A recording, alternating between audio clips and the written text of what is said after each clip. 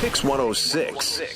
1-800-LAW-1010, 1-800-LAW-1010.com. Paul Harding from Martin Harding and Mazzotti on the phone. Paul, welcome back to the show. Good morning. So we were both gripped to this video this week, and I know MSNBC had it. That's the one I was watching. CNN also had it.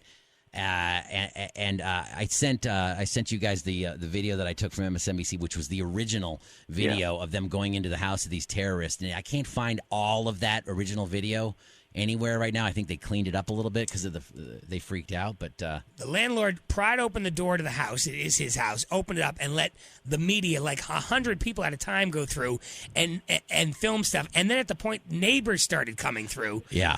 Now, fair warning, just yesterday afternoon, that FBI guy did come out after we had set this up to talk to you about it. The FBI guy came out and scolded Americans for jumping to the conclusion that their police force, their police force wasn't doing the right thing, and that we need to trust in our police force, which I get it, but this was a whole new thing for us to see.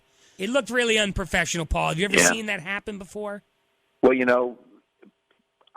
always wonder when the police are going to turn over a scene, right, to the property owners. There's a murder, there's a bad crime occurring. You see red, you see tape around an area or a home. And when can you just wander through, right? When did they get everything that they needed out of it? This just seemed really quick in terms of the broad spectrum of this attack, and they were showing shredded information. Yeah, that was weird in the garbage can that hadn't been taken. Yeah.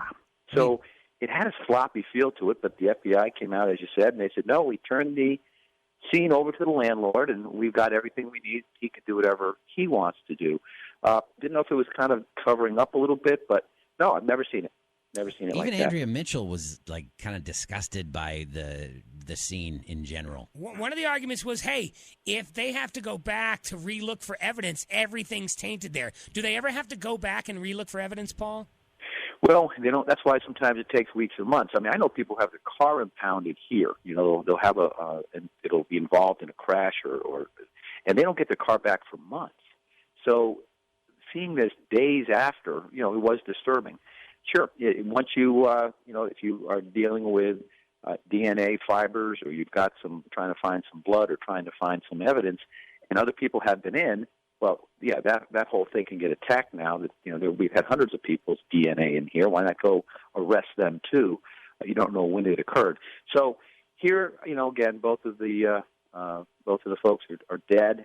So I guess it's not a whodunit, but they may have information there that would lead to other terrorist activity. Yeah, I just I could care less about the terrorists, obviously. I just want to make sure that if there's anything else there, like the guy said, Kerry Sanders from MSNBC was like, I don't know if they've gone through this shredded document here. Right, did they look at it? Because if you looked at it, it'd probably be gone. Yeah. You'd take it and put it together. Yeah, at least put it in a bag somewhere, right? Yeah, you're right. It just felt like the whole apartment should have been transferred to an FBI location and then slowly give it back. Not the other way around, yeah. It was really sloppy. Right. So legally, it's okay, Paul, for the landlord to have said, hey, go ahead and take a crowbar to the plywood?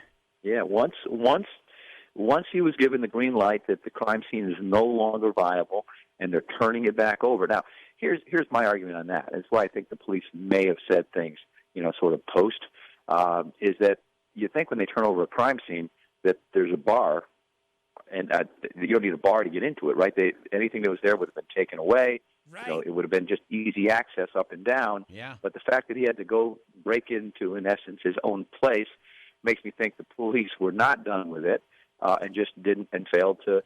Again, I have no information, but that's the feel of it. Right, and now that you say that, Paul, maybe the landlord's in on it, and he just covered his own evidence. I mean, now that you started that thread of thought there. Yeah. Well, the FBI guy said that we do this to every crime scene. We put a plywood, we nail it up, and then we give the keys back to the owner of the house. Which, well, this is not any crime scene. Is my point, and they may do that when there's a break-in, when there's something occurring. That is far less significant nationally or internationally than this event. All right. Well, thank you for squaring that away for us, my friend. Yeah, appreciate it. I hope I helped. Yeah. All right, Paul Harding from Martin Harding and Mazzotti, 1-800-LAW-1010 and 1-800-LAW-1010.com. Happy holidays, Paul. You too, guys. Take care. Quinn and Cantara, mornings on PYX 106.